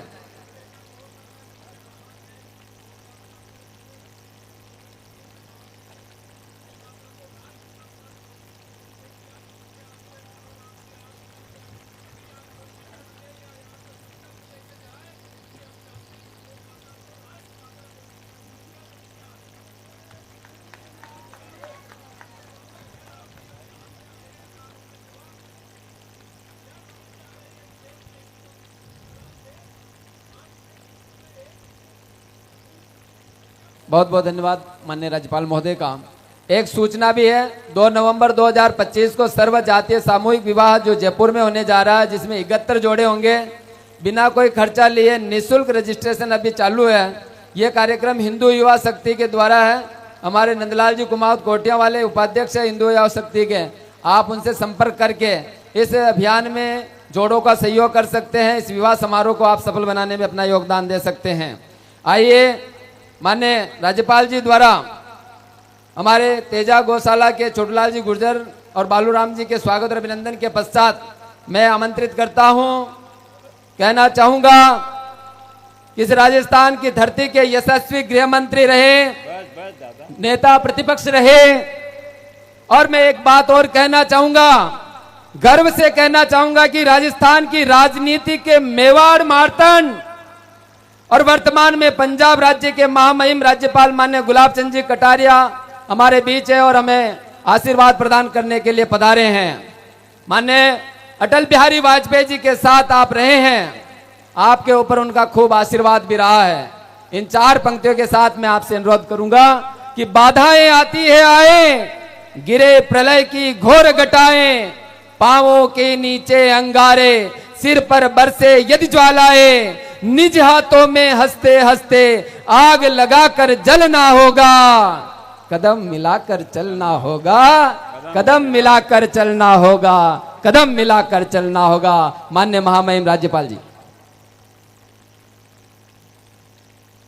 आज मेरा भी बहुत सौभाग्य है कि मैं उस गौशाला के भूमि पूजन के लिए आया हूँ, जो शायद मेरे अपने जीवन में भी पहली बार मैं देख रहा हूँ कि कोई अपना बच्चा अपनी माँ के नाम से गौशाला जो है ना वो आपको और मुझको समर्पित कर रहा है। वास्तव में वो माँ कितनी धन्य है, किन संस्कारों से आपने बच्चे को पाला है। आदमी के पास करोड़ों अरबों रुपया हो सकता है, पर ये आदर्श हर माँ में नहीं हो सकता है। कोई न कोई ईश्वरीय कृपा है कि आपके मन में ये भाव आया कैसे और आपने अपने बच्चे को इस बात के लिए तैयार किया कैसे। इसके लिए हम सब आपके चरणों में प्रणाम करते हैं और हम भी आपसे आशीर्वाद चाहते हैं कि जिस मन से आपने अपने बच्चे को अच्छा काम करने का आशीर्वाद दिया, हमको भी दें ताकि हम भी अपने जीवन में कुछ अच्छा काम कर सकें। सौभाग्य से आज इस कार्यक्रम में आदरणीय सुरेश जी भाई साहब के साथ मुझे भी आने का मौका मिला। ये वो तपस्वी व्यक्ति है जिन्होंने अपना घर बार अपनी सारी योग्यता लेने के बाद एक झोला लटकाकर राष्ट्र निर्माण के लिए एक यात्री के रूप में निकल गए हों। ये इनका बड़प्पन है कि मुझे पर मैं आप लोगों के चरणों में रहकर संघ के प्रचारकों के जीवन को देख करके थोड़ा बहुत कुछ सीख पाया। वो थोड़ा बहुत करने का प्रयास किया है, अभी भी उसको पूर्णता मैं नहीं दे पाया जो आप लोगों ने अपने जीवन के संपूर्ण समर्पण के साथ इस भारती का सम्मान के लिए अपना जीवन समर्पित किया है। हम भाग्यशाली हैं आपकी पीढ़ी के। आज का ये हिंदुस्तान, अगर हिंदुस्तान बचा है ना, ये डॉक्टर हेडगेवार की इस तपस्या स्थली के कारण से आज हम इस जमीन पर बड़े मान और सम्मान के साथ खड़े हैं। आप इस कार्यक्रम में आए जब मुझे बालू जी ने और इन सब लोगों ने कहा कि वो तो बिल्कुल इस बात पर हट लगा बैठ गया है कि आप आओगे तभी गौशाला का भूमि पूजन होगा, आप जितने देर से आओगे उतनी देर होगी। तो मैंने कहा ऐसी कोई बात नहीं है, बहुत लोग हैं। सुरेश जी भाई साहब ने सारे देश में अपनी इस भीलवाड़ा की गौशाला को आदर्श गौशाला के रूप में रखा है, उनसे ज़्यादा श्रेष्ठ व्यक्ति नहीं होगा। मेरे को पता नहीं कब समय मिल पाएगा, लेकिन सोमानी जी और दोनों इस बात पर अड़ गए थे कि नहीं आपको ही आना पड़ेगा। तो वास्तव में पुण्य तो मेरा है कि ऐसी पवित्र जगह पर जहाँ आया हूँ, जहाँ एक माँ बेटा मिल कर के इस गौ माता को किस ऊंचाई पर ले गए हैं, उसके दर्शन करने का सौभाग्य भगवान ने भी मुझे भी दे दिया। मैं अपने आप को बहुत भाग्यशाली समझता हूँ। हर मंच पर मेरे साथ विधानसभा में लंबे समय तक रहे और आज अपने राजस्थान के मंत्री भाई जोराराम जी, जिन्होंने कई प्रकार की स्कीमें बताई है, लेकिन अभी तक ये गाँव में ठीक प्रकार से किसान तक पहुंचा नहीं पाए। मैं सोचता हूँ इसको किसान तक पहुंचाने के लिए किसी न किसी लिटरेचर के माध्यम से पंचायत को आधार बना करके, पंचायतों की जब बैठक होती है ग्राम सभा, उस ग्राम सभा में इस विषय पर कोई न कोई अधिकारी या कोई न कोई आपका जनप्रतिनिधि विषय की जानकारी दे, तो मैं सोचता हूँ लोग इसका पूरा लाभ उठा सकेंगे। आदरणीय दामोदर जी भाई साहब के साथ भी मैं वर्षों तक काम किया हूँ। मैं जरूर महामहिम बन गया, महामहिम पर हूँ तो आपका ही साथी हूँ। आप में से कई लोग सामने बैठे हैं जिनके साथ मैंने वर्षों तक काम किया है। कुछ मंच पर बैठे हैं, कुछ सामने बैठे हैं। तो वास्तव में मैं भाग्यशाली हूँ। मेरा भाग्य ने ज़्यादा काम किया। काम तो कई कार्यकर्ताओं ने किया, मैंने अकेले ने नहीं किया। मेरा कोई ईश्वर योग होगा कि मैं इस महामहिम तक पहुँच गया। लेकिन मैं सोचता हूँ कि इस तपस्या में जो भी मेरे साथी और सहयोगी रहे, जिन्होंने इस दिए की लोग को जलाते रहने के लिए अपने आप को खपाया है, उन सब की ही करतूत का परिणाम है कि देश करवट ले रहा है। ये सौभाग्यशाली है हम। वास्तव में डॉक्टर लालू राम जी ने जिस प्रकार की विषय रखा, मैं विधायक महोदय, मैं सोचता हूँ कि हम लोग विधायक जनता की सेवा के लिए बनते हैं, उस पर हुक्म चलाने के लिए नहीं बनते।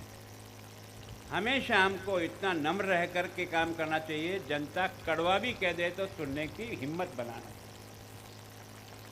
क्योंकि हमको पैदा वही करता है, और जो पैदा करता है वो अगर 2 थप्पड़ भी मार देता है तो हमको उसका अपने माँ का आशीर्वाद मान करके आगे बढ़ने का प्रयास करना चाहिए। अगर वास्तव में लोकतंत्र को सफल करना है तो इस दृष्टि से विचार करके आगे बढ़ने का प्रयास करें। अब रामेश्वर जी के साथ भी मैं कई साल तक काम किया। गोविंद सिंह जी टांक के साथ भी बचपन से, जब से मैं समझ पकड़ी और जब से मैं संघ में और राजनीति में गया हूँ, तब से इनके साथ रहा हूँ। एक आदमी आरपीएससी का चेयरमैन रहे, चीफ, एक तरह से विभाग का सबसे बड़ा अधिकारी रहे, और बेदाग जीवन में निकल जाए, ये कोई संघ की ही बदौलत हो सकता है दोस्तों, बाकी बहुत कठिन काम है। टांक साहब, रघुनंदन जी जो मेरे साथ कई वर्षों से काम करता रहा, मैं इनके साथ, आज मैं महामहिम हूँ और रघुनंदन जी एक पर है, मेरे ही साथी है। मैंने इनके साथ बहुत प्रारंभ से इस पार्टी के काम में इनको साथ लेकर के आगे बढ़ने का प्रयास किया। भाई धनराज जी भी उसी में थोड़ा उग्र जरूर है, लेकिन हर चीज़ के लिए लड़ने का मादा रखता है, और इस कारण से अशोक जी चंडलिया ने मेरे साथ काम किया। और आप सब सामने विराजे हुए माता बहनों, बुजुर्गों, नौजवान दोस्तों, वास्तव में हम आज इस कार्यक्रम में सम्मिलित होकर के अपने आप को एक भाग्यशाली मानते हैं, क्योंकि गौशाला और गौशाला के कार्यक्रम तो मैंने भी बहुत किए, लेकिन ये गौशाला पहली गौशाला देख रहा हूँ जो एक बेटा अपनी माँ के नाम से इस गौशाला का नामकरण करता है और अपनी ज़मीन को भी उसी गौशाला को देता है। ऐसे क्षण बहुत कम आते हैं, और मैं सोचता हूँ कि ये जो धीरे धीरे, अब जैसे एक भाई ने कहा इसको राष्ट्रमाता कहो, अरे भगवान कृष्ण ने गौ माता कह दी, तो हम कौन सी चीज़ है जो राष्ट्रमाता के करें? क्या भारत के लिए थोड़ी है क्या? गौ माता आज नहीं, मेरी बात मानो, अगर भगवान ने समय बदला ना तो दुनिया के लोग इस गाय को गाय माता बांध करके अपने घरों में रखेंगे। हमने माँ इसलिए केवल नहीं माना, उसके गुणों के कारण से माना। बिना गुणों के कोई किसी को माँ का शब्द का उच्चारण नहीं करता है, और हमारे बाप दादाओं ने किया है। भगवान कृष्ण अगर गाय के पीछे घूमता फिरता था और वो भगवान कृष्ण बन गया, इसका मतलब कोई न कोई चमत्कार तो है। ये दुर्भाग्य हमारा रहा कि हमने अपने बच्चों को उसके दूध से अलग कर दिया, और इस षड्यंत्र में सबसे ज़्यादा किसी ने षड्यंत्र किया तो अंग्रेजों ने किया। हमारे मन में कैसे गाय के प्रति अश्रद्धा पैदा हो। बाकी हम ऐसा मानते हैं कि सवेरे उठते ही जब हमारी माँ गाय को दूहने के लिए जाती थी या घास डालने जाती थी, एक हाथ उस पर घुमाती थी ना, उसके कारण से भी वो स्वस्थ रहती थी।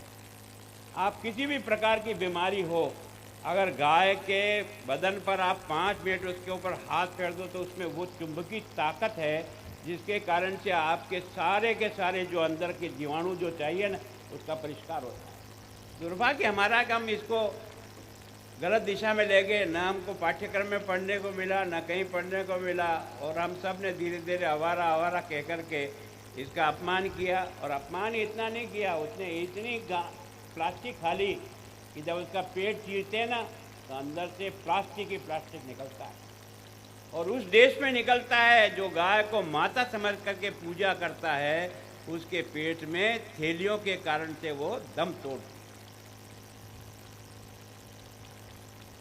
न वास्तव में अगर हम अब भगवान की कुछ ऐसी कृपा है, कुछ न कुछ है चमत्कार इस देश की धरती पर।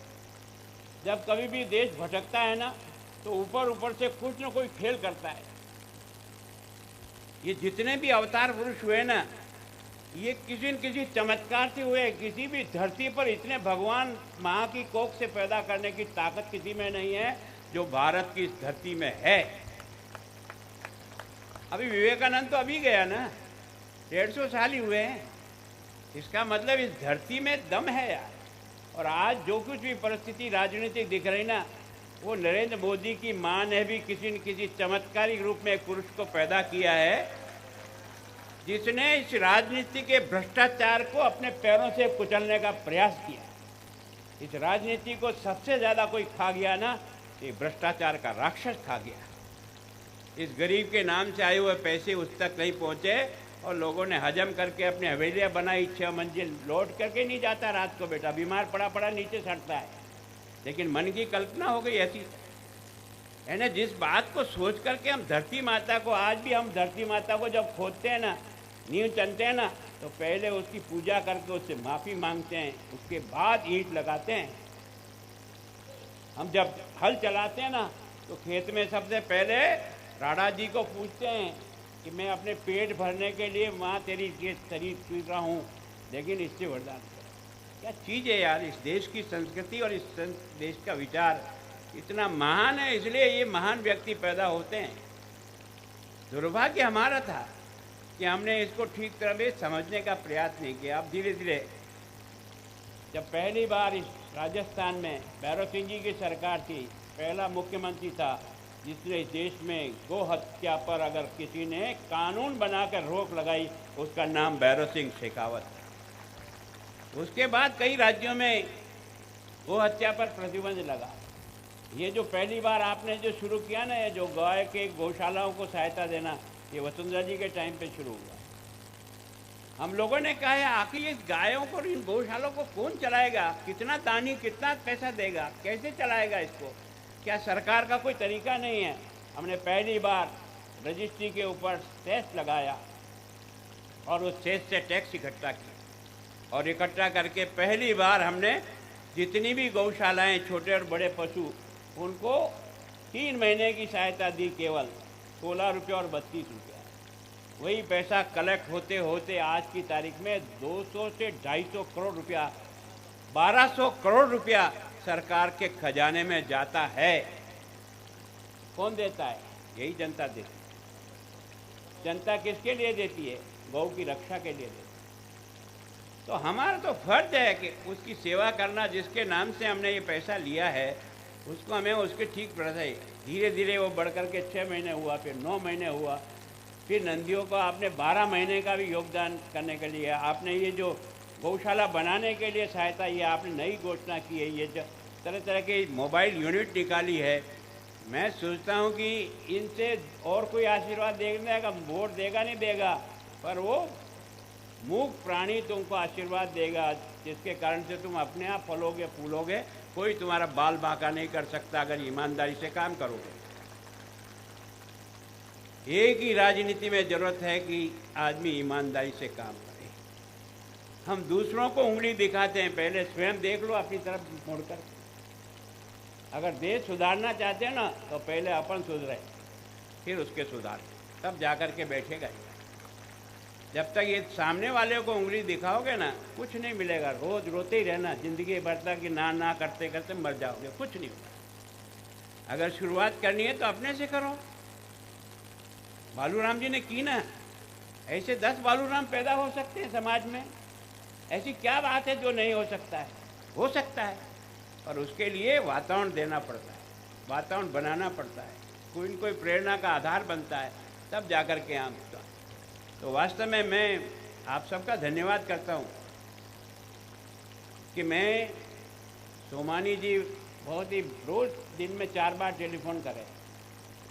मैंने कहा भाई मैं आ रहा हूँ, तारीख मैं बताता हूँ कब दे सकता हूँ।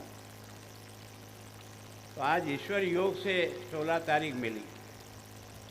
और मैं भी आपके बीच में आ सका।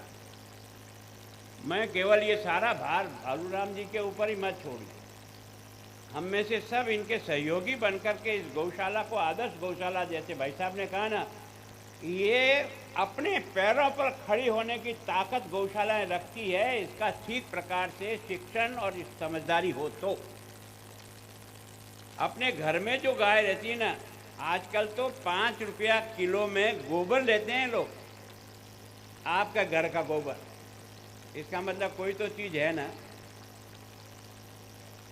आज पेंट बनता है, कई लोग जो बड़े करोड़ अरबपति होते हैं ना, वो गोरे के लिपे हुए घर में रहना पसंद करते हैं, उससे ज्यादा एयर कंडीशन कोई होता ही नहीं है।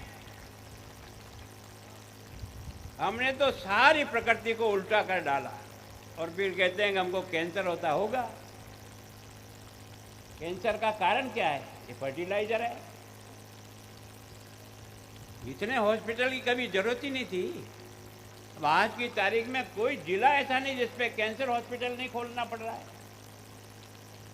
मैं सोचता हूँ इसकी बीमारी का कारण ये जो खाद है, ये कारण है। और अब डॉक्टर के पास जाओ, सबसे पहले इतना गेहूं की रोटी छोड़ो। 90% डॉक्टर ये कहते हैं कि अगर स्वस्थ होना चाहते हो तो गेहूं की रोटी छोड़ो। क्यों? क्योंकि सबसे ज़्यादा केमिकल अगर किसी में उपयोग हो रहा है फसल ज़्यादा पैदा करने के लिए, तो वो इसमें हो रहा है। धान के खेत में आप नहीं डालते हो यूरिया, क्योंकि महंगा है। धान ज़्यादा उपयोगी है, इस कारण से उपयोगी। और बचपन में हमको तो गेहूं की रोटी तो कोई मेहमान आता था ना, उसको खिलाते थे, उस दिन खाने को मिलती थी, ताकि हमारे किस्मत में लिखी नहीं थी गेहूं की रोटी। फिर भी हम धान की रोटी खा करके भी खुश रहते थे, और इतना पौष्टिक होता था धान की रोटी का।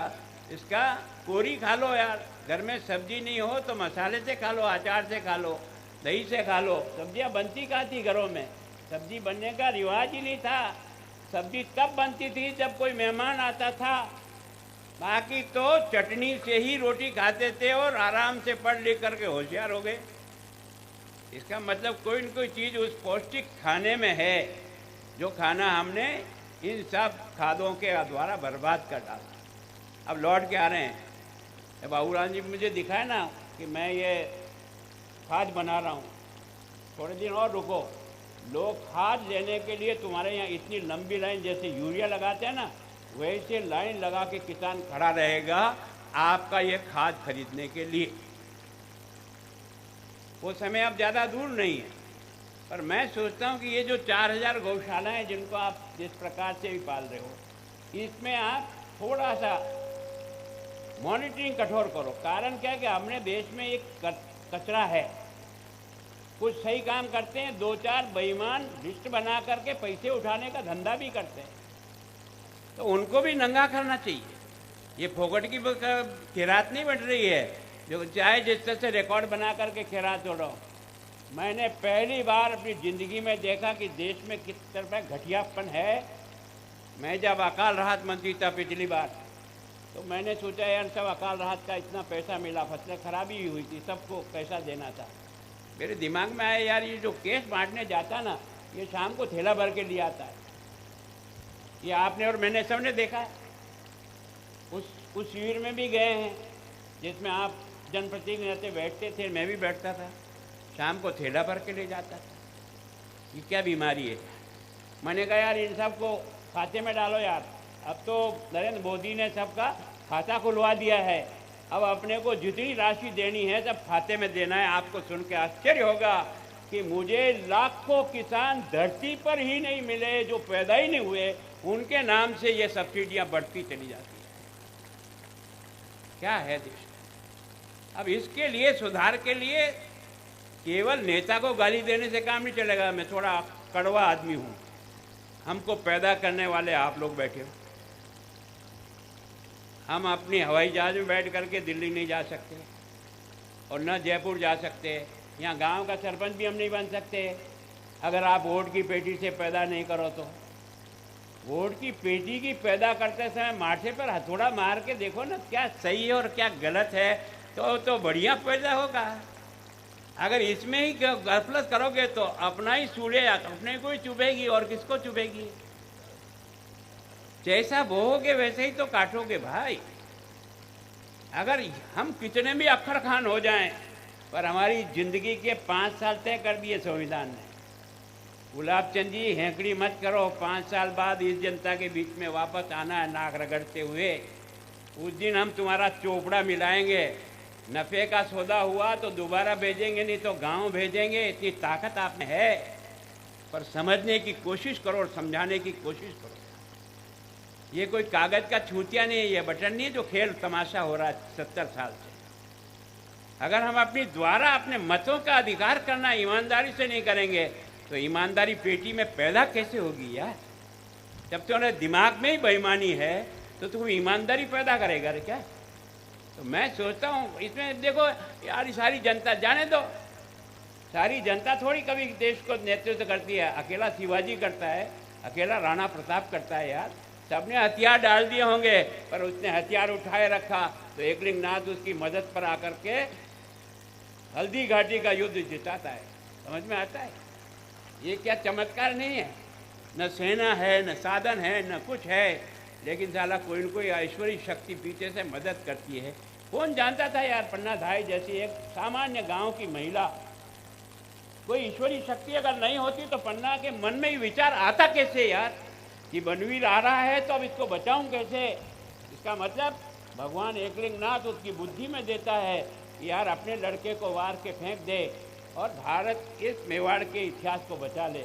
और वो सोचती है और 2 मिनट में निर्णय कर लेती है और अपने सामने अपने चंदन के 2 टुकड़े देखते हैं, लेकिन आंखों से 2 बूंद नहीं बहाती है। ये है बात। हमारा देश इसलिए नहीं जाना जाता है कि हम यहाँ कोई लखपति या करोड़पति हैं, पर हमारा चरित्र बहुत ऊंचा है, हमारा सोच बहुत ऊंचा है, हमारा जीने का तरीका अलग है। मैं सोचता हूँ कि हम सब लोग बांट के खाना पसंद करते हैं, उसमें आनंद का अनुभव होता है। आप जिस आदिवासी को कहते हो ना, मैं उस आदिवासी जाडोल में नौकरी करता था, मैं देख के दंग रह गया कि मैंने कहा मैं इतने 16 क्लास पढ़ करके और आया हूँ, पर मैं ये क्या देख रहा हूँ। मैं उस पिकनिक में गया, हमारी भी खाना इधर बन रहा है, उनका खाना इधर बन रहा है। आदिवासी सब के सब पंगत पे बैठ गए, उनके यहाँ परोसकारी ही नहीं होती, एक साथ ही जितने आते हैं सबको बिठा देते हैं और जितना सामान बना है सबको परोस देते हैं। यही है और यही खाना है। वो परोस दिया, उसके बाद 2 आदमी और आ गए, तो उनमें से उनका मुखिया उठा, हर एक से एक कवा इकट्ठा करता रहा और सारा कवा इकट्ठा करके उन दोनों की पातल लगा करके उस पर भी वो सामान रख दिया। तब मुझे समझ में आया कि आप जिसको अनपढ़ कहते हैं ना, उसमें तो इतनी महान सोच है कि मेरी आया हुआ कोई भी आदमी भूखा नहीं जाएगा, चाहे मैं भूखा रह जाऊंगा। ये संस्कार है।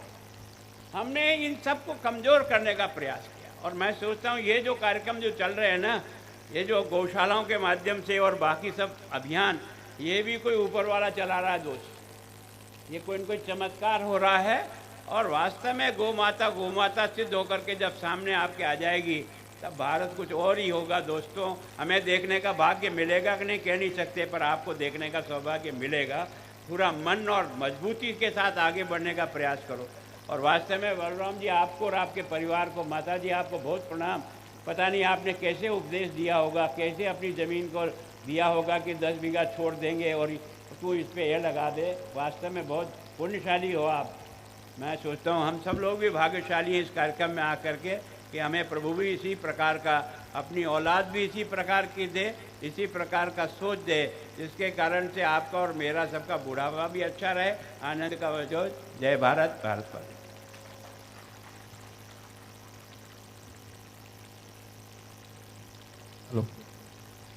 बहुत बहुत धन्यवाद माननीय महामहिम राज्यपाल जी का। माननीय राज्यपाल जी ने अपने प्रेरणादायी उद्बोधन से हम सबको लाभान्वित किया है और एक सच्चाई जो जीवन की है उससे हमें अवगत कराया है कि जिस समय गाय के दूध से निर्मित हम सामग्री का उपयोग जब हम करते हैं तो स्वस्थ रहे हैं। मिर्ची और रोटी खाकर के हम अपना जीवन यापन करते थे तो हमारे पूर्वज स्वस्थ थे, लेकिन आज जब हम गाय को भूल गए हैं और आजकल बाज़ारों से मिलने वाले फास्ट फूड जब खाने लगे हैं, डीएपी यूरिया को जब हम खा रहे हैं तो हमारे हालात नाजुक होते जा रहे हैं और इसीलिए जगह जगह कैंसर हॉस्पिटल खोले जा रहे हैं। मैं यही कहना चाहूंगा कि गिरकर उठना, उठकर चलना, ये क्रम है संसार का। कर्मवीर को फर्क न पड़ता कभी जीत या हार का, कि जो भी होता है घटनाक्रम रचता स्वयं विधाता है। आज लगे जो दंड वही पुरस्कार बन जाता है, निश्चित होगा प्रबल समर्थन अपने सत्य विचार का। और कर्मवीर को फर्क न पड़ता किसी जीत और हार का। आइए, जो तुलसी देवी जी जिन्होंने अपनी प्रेरणा से अपने पुत्र को प्रेरणा दे करके जिन्होंने इस गौशाला का शुभारंभ आज भव्य शिलान्यास के साथ प्रारंभ किया है, मैं महामहिम माननीय राज्यपाल जी से अनुरोध करूंगा कि आप उनका शॉल ओढ़ा करके अभिनंदन करें, स्वागत करें। साथ ही हम कार्यक्रम के अंतिम छोर की ओर बढ़ रहे हैं। मैं अपनी ओर से भी कुछ लोगों को धन्यवाद ज्ञापित करना चाहूंगा। मैं सर्वप्रथम धन्यवाद ज्ञापित करना चाहूंगा आदरणीय सत्यनारायण जी भाई साहब और डॉक्टर लाला राम जी बेरो हमारे विधायक साहब का, जिन्होंने मुझे इस कार्यक्रम में मंच संचालन करने का सौभाग्य प्रदान किया है। मैं धन्यवाद ज्ञापित करना चाहूंगा समस्त मंच का, और साथ ही हमारे ब्रजमोहन जी और आदरणीय गोपाल जी धनारिया जो 10 दिन से इस कार्यक्रम को सफल बनाने में लगे हुए हैं। साथ ही मैं आमंत्रित करता हूं आभार प्रदर्शन के लिए श्री बालूराम जी कुमाऊं जिला परिषद सदस्य एवं वो पधारे और पधारे हुए अतिथियों का आभार व्यक्त करें। श्रीमान बालूराम जी। आप सभी ने अपना कीमती समय निकालकर मेरे छोटे से निमंत्रण पर शिलान्यास कार्यक्रम में पधारे। मैं आप और मेरा परिवार आपका हमेशा आभारी रहेगा। श्रीमान सुरेश चंद्र जी के सानिध्य में मैंने यह प्रेरणा ली है कि भविष्य में मैं इस कार्य को पूरी लगन और मेहनत से करता रहूँगा। सभी महानुभाव भोजन करके पधारे, आपका बहुत बहुत धन्यवाद, आभार। पधारे।